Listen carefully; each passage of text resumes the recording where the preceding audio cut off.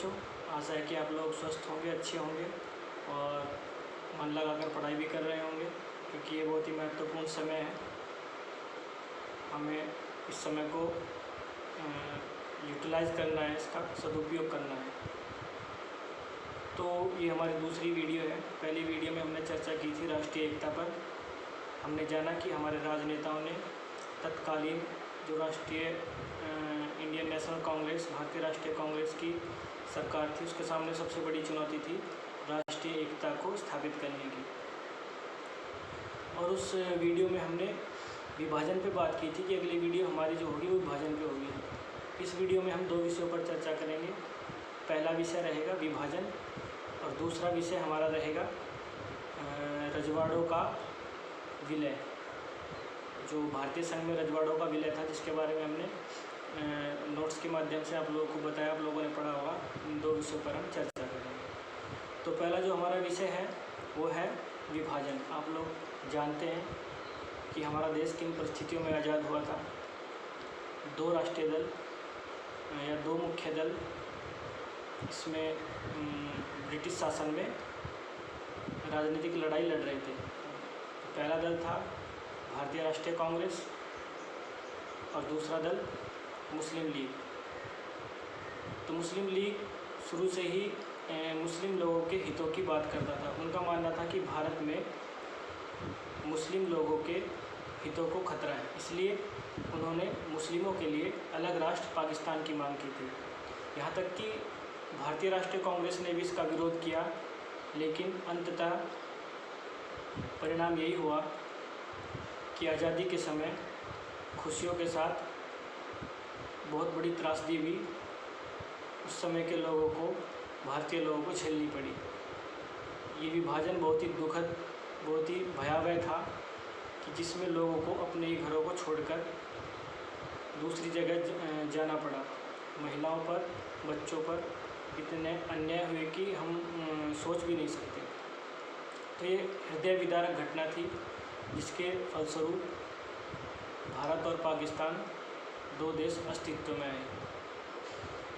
और अगर हम चर्चा करें कि ये हुआ कैसे, तो इसमें कहीं ना कहीं ब्रिटिश शासन की, हमारे राजनेताओं की, मुस्लिम लीग की इसमें चूक मानी जा सकती है, क्योंकि ये सब इतनी जल्दी में हुआ कि लोग असमंजस में रहे कि हम अचानक ये हुआ क्या है। हमें आज़ादी मिली है, लेकिन तुरंत ये बंटवारा जो हो रहा था देशों का, जिसको धर्म के आधार पर माना गया था कि धर्म के आधार पर बंटवारा हुआ। और इसमें ये कहा गया था कि जो मुस्लिम बाहुल्य वाले क्षेत्र हैं वो पाकिस्तान में जाएंगे, और जो हिंदू या सिख भी उसमें थे, हिंदू धर्म की बाहुल्य वाले जो क्षेत्र होंगे वो हिंदुस्तान में यानी भारत में रहेंगे। लेकिन ऐसा सुनने में बड़ा आसान लगता है। ऐसा कोई भी क्षेत्र नहीं था जहाँ पर एक जगह सारे हिंदू हों या दूसरी जगह बहुत मुस्लिम हों, क्योंकि सभी मिलजुल कर शुरू से ही रह रहे थे। तो ये उस समय लोगों के लिए एक असमंजस की घटना थी कि ये हुआ क्या है। और दोनों तरफ के ही, चाहे वो भारत की तरफ के अल्पसंख्यक हों या पाकिस्तान की तरफ के अल्पसंख्यक हों, उन्होंने सबसे ज़्यादा त्रासदी झेली, क्योंकि यही सुनने में आ रहा था कि एक देश हिंदुओं का और एक देश मुस्लिमों का। और इसमें जहाँ तक हमने पढ़ा है, हमने सुना है कि इसमें 5 से 10 लाख लोग, जब ये विभाजन हुआ, दोनों समुदायों के लोग में जो खूनी युद्ध चला, बहुत ही क्रूर युद्ध चला, हिंदू भी इसमें, मुस्लिम भी, दोनों समुदाय के 5 से 10 लाख लोग इसमें मारे गए।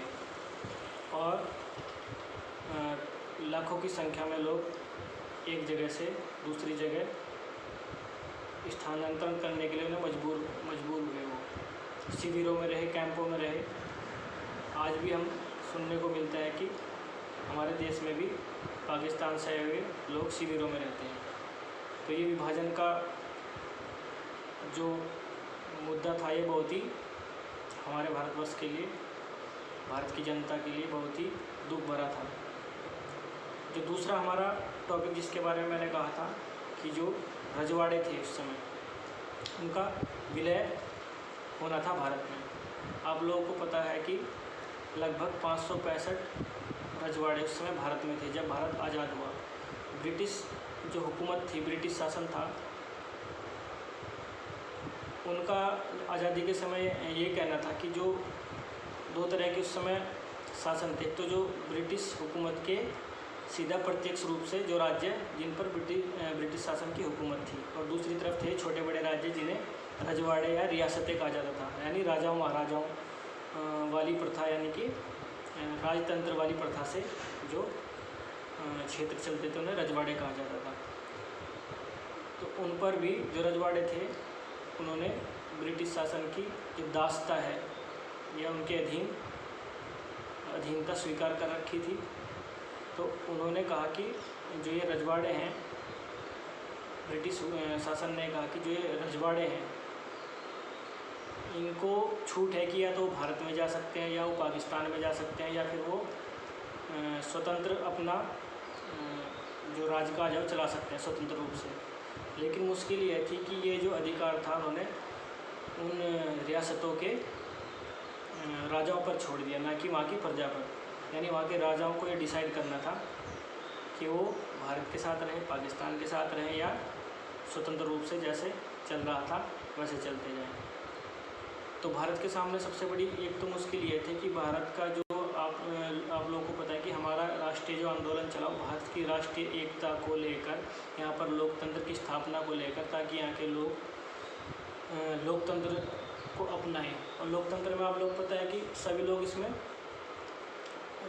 सभी लोगों को बराबरी का अधिकार होता है। लोकतंत्र होता है लोगों की मर्जी से लोगों पर शासन। लेकिन जो ये हमारे रियासतें थी वहाँ पर ज़्यादातर अलोकतांत्रिक शासन चलता था। तो ये सबसे बड़ी समस्या थी कि अगर इस तरह से ये रियासतें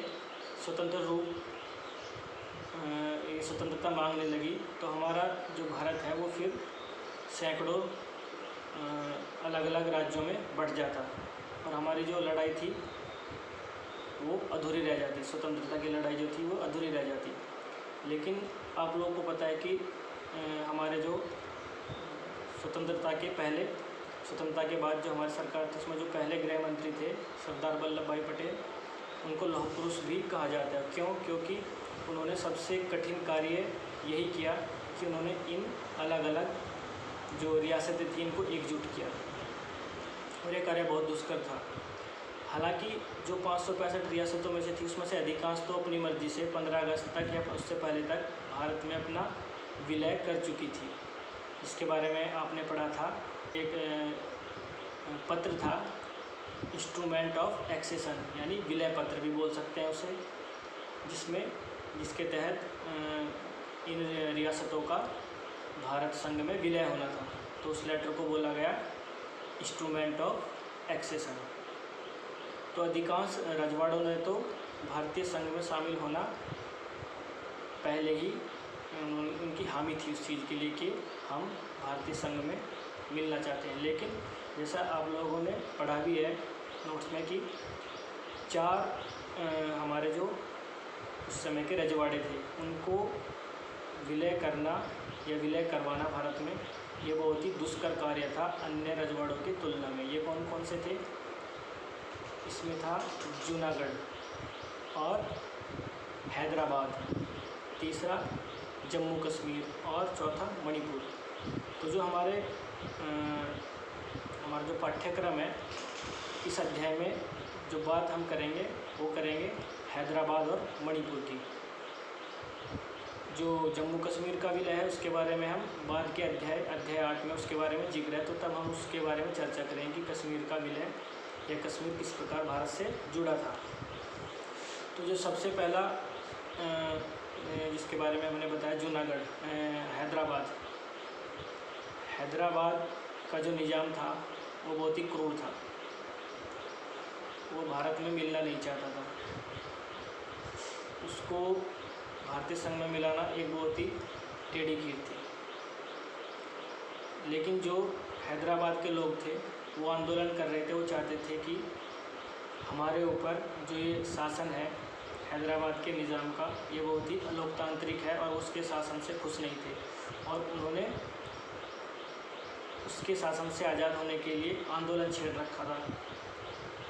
तो उस समय निज़ाम ने उन लोगों की आवाज़ को, उन लोगों के आंदोलन को दबाने के लिए जो वहाँ के अर्धसैनिक बल थे, जिन्हें रजाकार कहा गया, वो बहुत ही क्रूर थे, सांप्रदायिक थे, जो ज़्यादातर उनका जो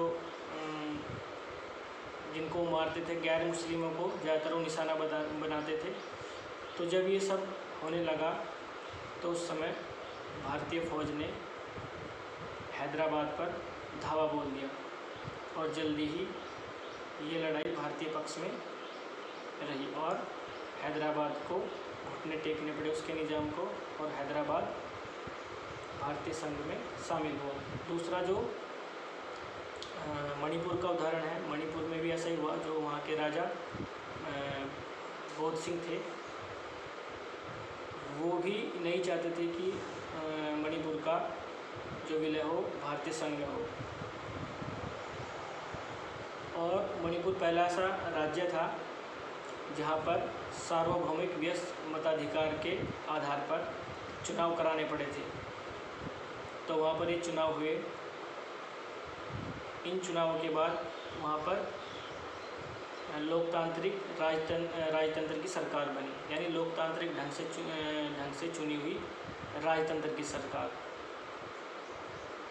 यानी वहाँ पर गणतंत्र नहीं था, राजतंत्र था। अभी भी राजा का ही शासन था।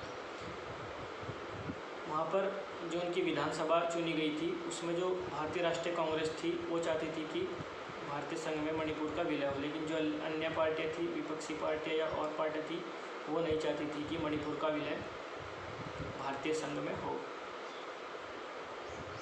और इसी विरोधाभास को लेकर भारतीय सरकार ने वहाँ के राजा पर दबाव बनाया और बिना विधानसभा के सदस्यों को विश्वास में लिए वहाँ पर मणिपुर का भारतीय संघ में विलय कर लिया गया। और इसी कारण तब से लेकर हम आज तक भी मणिपुर में जो है वो राजनीतिक अशांति आज तक भी देखी जाती है, क्योंकि वो इस चीज़ का ही हवाला देते हैं कि यहाँ पर दबाव के जरिए मणिपुर को भारतीय संघ में मिलाया गया था। तो ये दो राज्यों के ऐसे उदाहरण हमने पढ़े, हैदराबाद और मणिपुर, जिनका विलय करना भारतीय संघ में थोड़ा ज़्यादा कहेंगे, थोड़ा ज़्यादा मुश्किल था। इसके अलावा दो और जो रियासतें थी वो थी जूनागढ़ और जम्मू कश्मीर। तो आज के लिए इस वीडियो में इतना ही। आशा है कि ये टॉपिक आप लोगों को समझ में आए होंगे। इससे संबंधित कोई प्रश्न आप पूछना चाहें तो आप पूछ सकते हैं। देखते हैं, अब नई वीडियो बनाएंगे तो उसमें नया टॉपिक आप लोगों के सामने लेकर कोशिश रहेगी जल्दी आ जाए। तो अपना ध्यान रखें, स्वस्थ रहें, अपने परिवारजनों का ध्यान रखें। तो आज के लिए बस इतना ही।